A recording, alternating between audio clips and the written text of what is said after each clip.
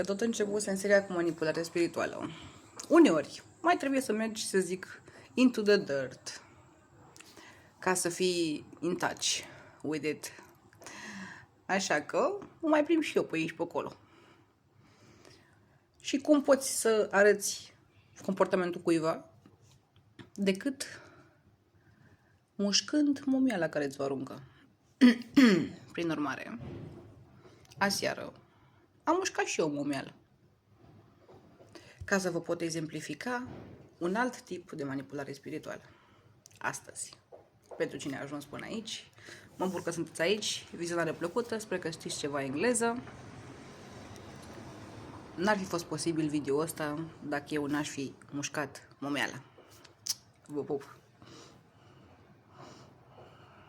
With being a family with this person would be going through what you're going through. They're not targeting you as a human being. They don't know you well enough to target you at this point. They just want what they want. But are they not partly targeting temperament and characteristics? They want to draw you into a position of weakness, right? So one of the most classic narcissistic plays is, so they say something to you and you're like, no, you didn't hear that right. Let me explain my part. And you're like, la, explain.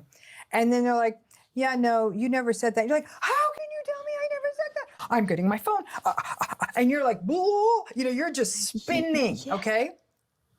But they're calm.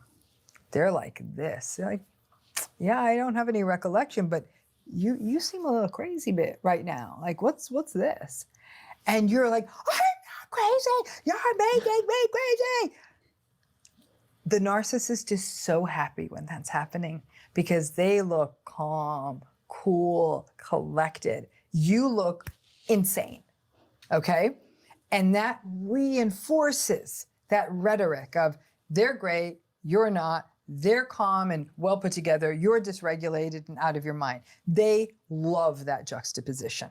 The problem with that is that when it keeps happening, the person who's like losing themselves and trying to explain actually does start to believe that they're crazy because they're like, this person makes me crazy. And I'm like, you're engaging with someone you shouldn't be engaging with.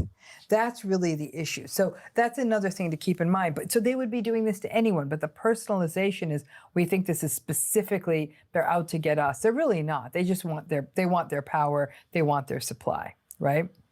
When they're doing this, when they're trying to draw someone into conflict, when they're gaslighting, when they're lying, all these things you know to be true, you want to shut it down, right? But there's no point in sharing with them.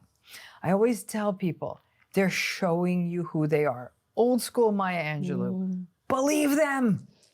Okay, believe them through their actions. This is what you're dealing with. And so when people get really good at this, in fact, you and I have a common friend in Mel Robbins, right? And I was just on Mel's podcast talking about this and was in the curriculum of my healing program just this last month.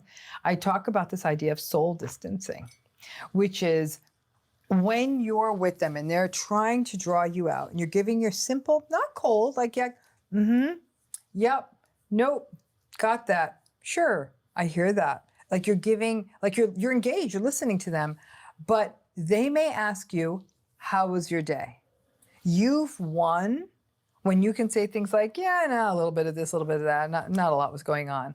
You're definitely not going to tell them how you got into it with your boss, or you were hurt by a colleague, or you learned that your friend is sick, or you're frustrated with your mother, or even that you got an award at work. You're not telling them any of that because they're either going to be not supportive, blame you, gaslight you, or ignore you.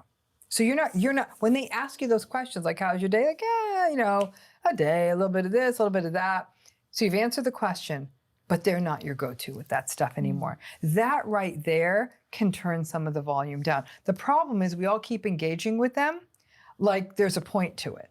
And there's really, really not. I always view them as the way they've turned us into objects, turn that right back at them.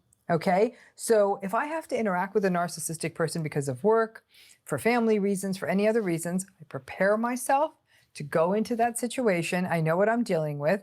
I know I want to get out of there as quickly as I can, right? And whatever, so I'll interact with them in a very, very meager sort of a way. If it's a work thing, I'm like, to figure out what is it I need from this person, and I'm going to cut to the chase and get that thing, whatever it is, or give them what they need, and no small talk. We're done. I'm out. And so, and think of all the time you save, not being made to feel like you're out of your mind. But this can work. This can work in close relationships too. Is you're just not you're not taking their bait anymore.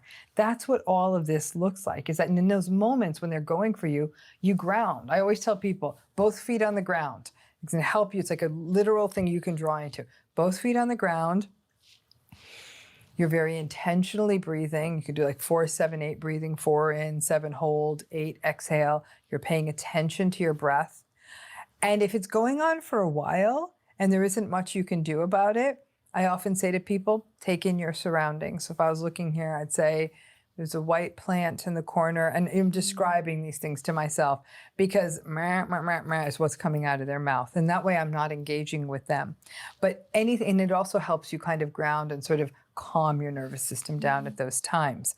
But it will take a toll on you. And I always tell people to engage, again, get into this in the book, this is what I call the preparing and the releasing the narcissistic interaction. When you know you're going to have to deal with a toxic mother, when you know you're going to have to talk to the toxic co-parent, whatever it may be, the narcissistic colleague, the meeting with all of them, you prepare.